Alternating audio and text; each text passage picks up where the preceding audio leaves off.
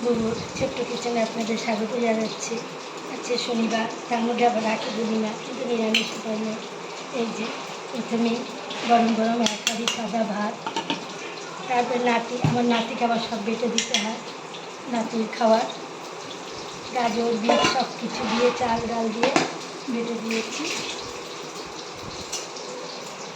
এখানে করেছি মূলা দিয়ে, ধনে পাতা দিয়ে মুগের ডাল। মটর ডালটা আমরা ঠিক খেতে পারি না। এখানে একটু আলু সিদ্ধ, পটল সিদ্ধ রেখেছি। এখানে করেছি সোয়াবিন, যেটা আমার প্রত্যেক নিরামিষের দিন হবেই ছেলের জন্য, আমিও খাই। এখানে করেছি আলু পটলের রসা। এখানে করেছি বেগুন ভাজা, বেগুনগুলো বেশ বড়ো বড়ো ভালোই লাগলো। আর এখানে কাঁকরোলের একটু করেছি, এই রেসিপি আমি আপনাদের আগেই জানিয়েছি। এখানে করেছি লেবু আর শশা। এখানে পোস্ত বাটা, আর এখানে নাতির জন্য সবজি দিয়ে ডাল দিয়ে একটু পেস্ট করে রেখেছি। এই হলো আজকে আমার দুপুরের মেনু। ভালো লাগলে লাইক করবেন, আমার পাশে থাকবেন। টাটা।